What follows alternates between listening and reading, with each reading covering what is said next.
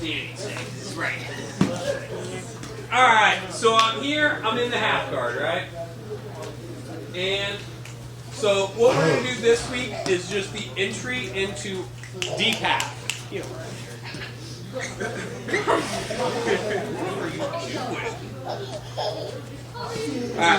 And so we're going to use this week's lesson to help set up the next probably 3 weeks to 4 weeks lessons on deep half, X guard, all the fun stuff that you guys want to do. It starts here. So we're here, I'm in the half guard, I'm on my side, knee shielded out. I'm here, I'm going to kick my leg up and use that knee to sit myself up here. Couple details. I'm going to post my hand into the mat. I'm going to use my head in the head position, and I'm reaching low towards the hip. Now, with my other foot, I'm going to drag his ankle out until my bottom foot unhooks. Then I'm going to drive up into my knees here. What that's going to allow me to do is stable in this nice dogfight position, which is going to give me a ton of really good options here. First thing we're going to work on is just reaching back, grabbing that ankle, reaching across, picking that knee. I'm going to pull these in while I use my legs to drive in here. Once I'm here, I'm going to sprawl, walk my legs behind, either work on taking his back, or if Danny turns into me, work on taking the side. Okay?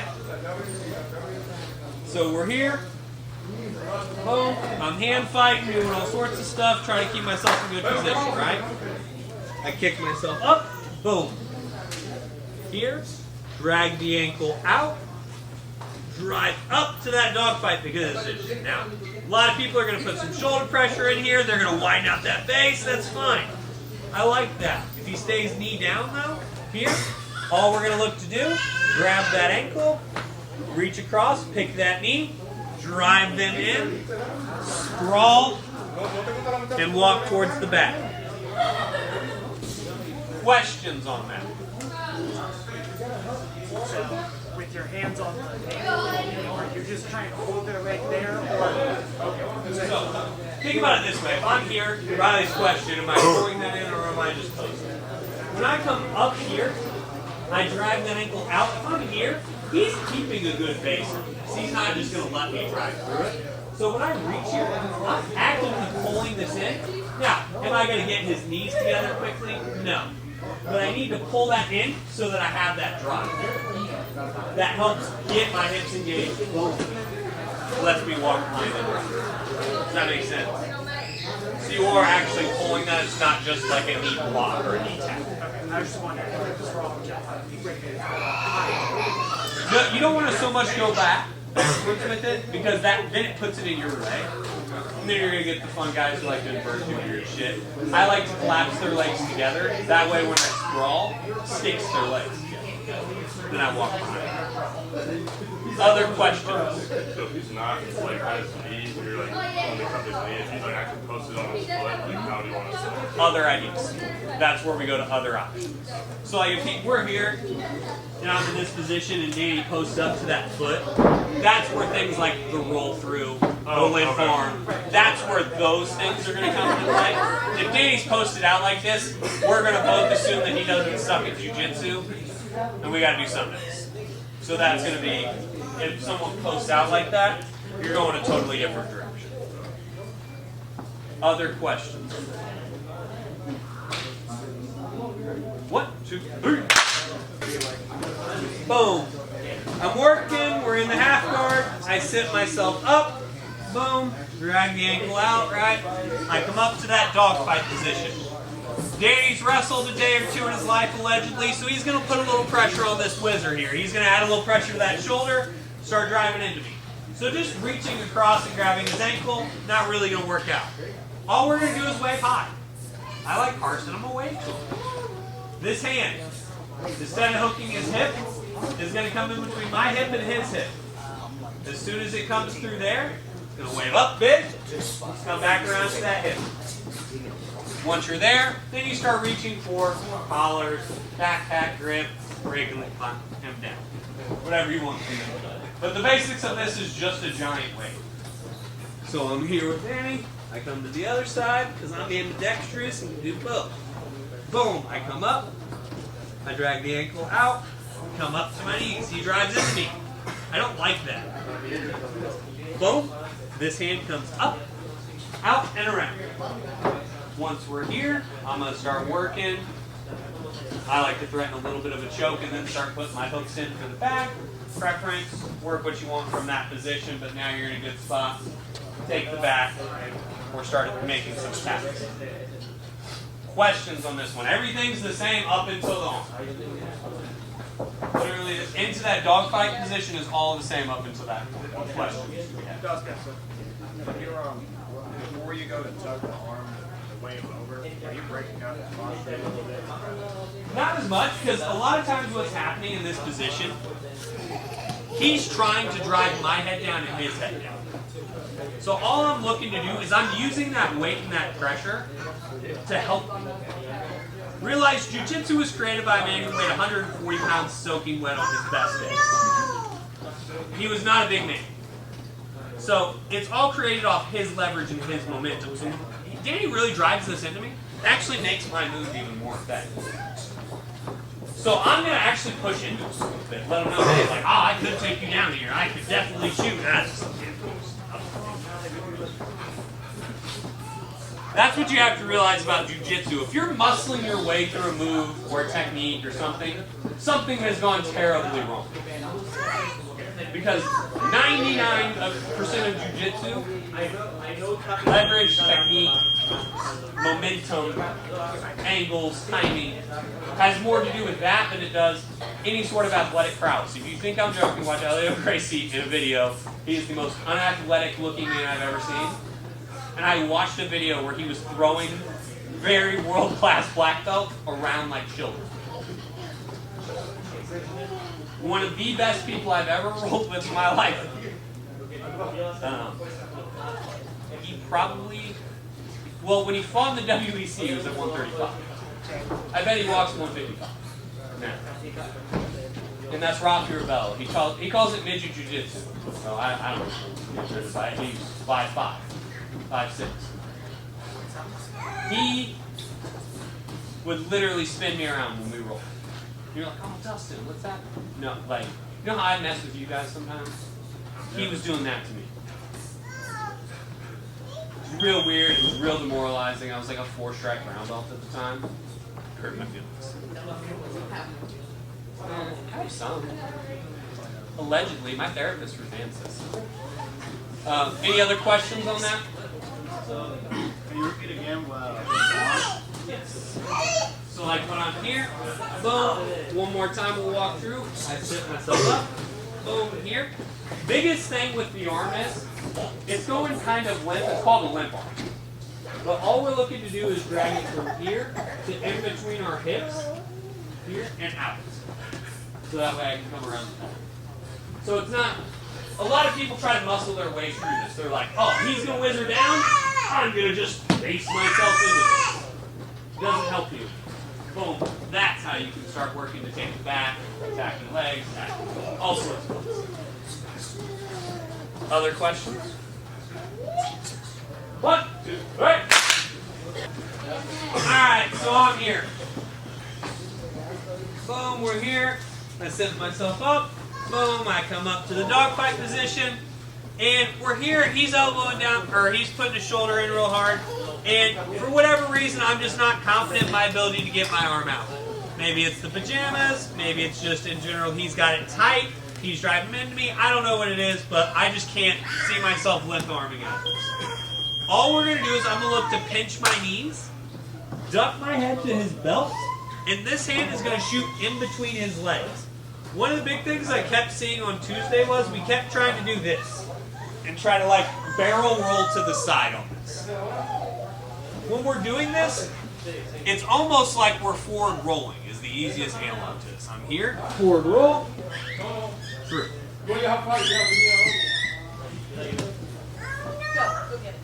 So I'm here with Danny. I have here, here. He's pressuring into me hard, and I'm just not confident in my ability to hit the limp arm. I pinch my knees, duck my head here, pulling the hip hard across, coming all the way through, sprawl, walk through. You're just hitting a forward roll. Now, the two problems that most of us have with this, the commitment issues you have both here and in real life. You have to commit to this one. You have to really go for it. This isn't one you can be like, oh, I think I'm going to do the roll one. Like, no, you got to go. And two, you guys try to side roll as opposed to forward. Questions on this? That arm, so is it going straight or are we slamming it? I'm looking for his ankle if possible. So like when I'm here, Danny, I step over this ankle because we're in this position. In an ideal world, I trap his ankle. Like if his knee's on the mat, I can trap that ankle. If not, I'm reaching through like I'm trying to pick his knee. Boom. That way I can sprawl and walk behind. So when you took your head down, are you putting it against his belt as well, or? Yeah, it's almost like resting, not quite resting against it, but it gives me that good launching point. Because I'm trying to look in between his legs with that forward roll. So like if I'm here, when I go, I'm actually looking through that middle position. Okay. Looking down. And that's what gives you that forward momentum as opposed to what I kept seeing on Tuesday was as opposed to coming through that way. What a lot of us ended up doing was we were like, oh, here. Like side transfer rolling them for somehow. It was real awkward and everyone who did it felt awkward. But that's why that forward roll motion is important. When you kind of come over the side of the sweep and you still have that leg trapped, are you really still focusing on keeping that leg flat, keeping that thing kind of stretched out so you can pass? Or? So a couple options. For me, I'm always going to take side. That is always going to be, I'm here, I come up. Option A, game A, I'm going to scroll, get past these legs. They're going to cause me the most problem in this game. So I'm going to get past them initially, and then that way I can start working up here, up here. Can you do other things? Yes, but I'm keeping that leg as pinned to the mat as straight as I can, so I can pass. Realize the longer you mess around with people's legs, the more time I'm giving them to set something up. Whether it's a regard, a sub, a roll, something. No one's ever just putting their feet in a guard and being like, oh, hi, I hope this just hangs out here. Like, realize jiu-jitsu is, chess. We're both moving pieces here as we're going. So I have to take as many pieces of his off the board as early and often as I can. So when I pass his legs, I've now essentially cut his legs out of the equation. I can't let him re-enter the game, but I've cut him off for the most part. So I have to keep doing that as often as possible. Other questions? Alright, work on your commitment issues and roll. 1, 2, 3! Alright, so I'm here. Boom. Now I'm going to introduce the next position that we're going to be working on next week. So if you're struggling with the first couple things today, work on that. If you've gotten a pretty decent grasp on that stuff, you can transition to this. So boom, I sit up. I drag the ankle out, I come up here. Now let's say for whatever reason I'm just real fancy. I think that playing top game versus him is going to be a little bit harder for whatever reason, things like that. We're going to work into what's called deep half. I'm going to reach under, go for that same sweep, but instead of trying to roll him through, Danny's going to post this outside arm. Pop! Here. And I'm going to look to rotate him over my hips. My outside hand is going to scoop his hip and knee up to my ear like it's a telephone. My legs, I'm going to look to keep my knees above his knee here. And I'm going to rock back and forth. This is deep half. A lot of fun options once you get used to here. I just want us to get used to getting to this position first. So I'm here. Boom. I set myself up. Come up to the dog fight. Here. I drive in. Hit any posts. Here. Back and forth. Now, a couple different options that can happen on this. Most people are going to post their top knee because that's the more comfortable one to be here. Every once in a while, they're going to flip their knees. They'll post the bottom one, and they'll be here. Either way, you're looking to rock back and forth. I'm going to show options from both next week. Partners, make sure you're trying to put both knees down as you alternate through the position. Questions on this? So when you get that knee into your head, are you focusing on doing the Starbucks asshole, or does it? It's not as big of a detail. The big thing is getting his knee up as high as you can. Because what a lot of people end up with in deep half is this. They try to like keep it way down here. I want to be up and underneath him as much as I can. So like I'm not just leaving this arm here. So when I'm here, I have to get that knee up to my shoulder. That's the difference. It's not so much keeping it tight to my head, is it getting it over my shoulder. Because that's where all the control and the positioning comes in for if I'm going to go into here, X, whatever we go next. You have to get that up to your shoulder. Other questions? Super complex squat. Do it again. Okay. Other questions? You get that Uber, is that like the way you should have it? You just want to be diligent with it. There are a couple different places, and I'm just going to pull straight into it just because it's easier. What you cannot be is lax at nasal. Couple options. I'm going for like the inner thigh grip, mainly because it gives me the most options. Some people will pinch the knee here. Some people actually sit the belt. None of them are wrong. It's all what you're doing. Like, if you're sitting the belt, a lot of the time what you're looking to do is pull with it. A lot of people who are using the knee are opening with it to set things. So it's not so much, oh, you have to have your hand in this exact position. It's intentionality with what you're doing. So is it better like to pinch with that arm but opening with your hand? I like that thigh grip because it gives me the most flexibility. I have a good leverage on both his legs and his hips. Because the belt gives you more control of his hips, the knee gives you more control of manipulating the leg. That thigh's that good. Are you in any danger? Yes, always. Life's dangerous, but yes. What's the danger to you when On top, one, you can get stuck there. I got stuck in a purple belt match. Actually, for sure, old coach. He got stuck in a split, and I got stuck in it. If you're gonna leave. Like, I got legitimately stuck. Yeah. So, we got here, and we were both stuck. He had so much weight on my chest, I couldn't get anything moving. He had gotten buried here. We just happened to, at some point, both be like, all right, I'm just going to let you dismount here. We're going to try this again. Because we got stuck there for 3 minutes. Like, not an exaggerated time frame. I watched the tape back. We got stuck for 3 minutes. That is one option. Two, a lot of people will try to spin the stuff. So they're going to try to spin to knee bars, spin to quick wrist locks, things like that. So you have to get there intentionally and So kind of like a lower level version of that is where I'll try to have people sit on their butt a lot more, but I'll kind of get stuck on trying to rock them like they're really sitting on one side. Is that like stand up on that side? yeah, if someone sits their butt here, that's great. I'm not going to argue with you about them sitting down like that. Like if I'm here and Danny's like, hey, I'm going to sit my butt here and I'm going to start to try to like hand fight here. That's fine. Usually put their other knee down and they're putting a lot of weight down on my chest or on my Okay, so we're here. So we're here, like they're here and they're just kind of sitting. They're just kind of sitting. Yeah. Boom, that's great. Like if I'm here, grab something back here. Their knee doesn't bend that way, so you can drive back to that back kick. So yeah, a lot of it is. I have all full control of your hips. Like your balance is my balance at that point. We're going where I'm stuck.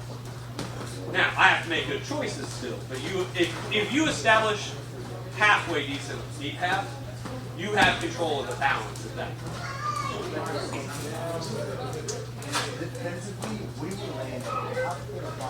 Yes, it depends on what you want. So, let's say I'm afraid of leg locks and I don't want to get in a leg lock fight. I'm going to land head knee down because that's going to make it harder for you to get underneath my feet. let's say I'm all for the shootout, go for my feet. I'm going to land leg knee in. Because that forces your entry into my feet. I'll play the shootout. Who are you facing? What do you want? It's not, neither side's right or wrong. It's to your game. Because if I'm here, right, if you land, if I scoop this leg up and you're here, and you're good at leg locks, and I press you back here, we're both in the game, right? Like, the shootout has begun. Like, we're both in it. Like, that's fine for you if you're good at leg locks. If you suck at leg locks, yeah, you're not in a good spot here. So I wouldn't recommend going that knee up. So it's both. Both are good options. What do you want? Like we talked about, it's the choose your own adventure book. You know, it's not that either answer is right or wrong there. You have to choose. Okay, I know if I go head knee up, that's going to enter us in the leg lock. Am I cool with that engagement? You know, is that storyline okay with me? If I'm versus Bobby Emmons, absolutely not. If I'm versus Clay, who I can out-muscle with my legs, probably. Like, it all depends on who you're versus, what you're trying to do. Other questions?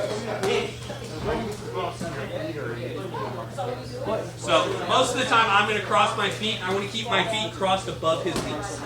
So, like, if I'm here, Danny goes knee up here, I'm here. A couple reasons why. If I leave my feet prayed or anything like that, he can kick out or kick through it. But also, if I leave them laying out, a lot of people will spin to them, and then your feet are unprotected from movements. Like if he tries to spin to this knee, and my feet aren't at least locked, I'll have a ton of time to adjust and do things. So that's why I'm always going to be kind of crossed up here. So that way, if he does spin at least, and I have figure four my legs, we can argue about whether or not you're going to leg lock me. But yeah, I'm generally going to cross my feet there or go to double X. But we're going to work that portion of it later. I'd rather you guys cross your feet.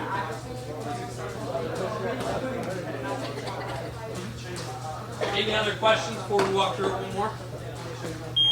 Boom, I'm here. Sit up. Boom, I'm here.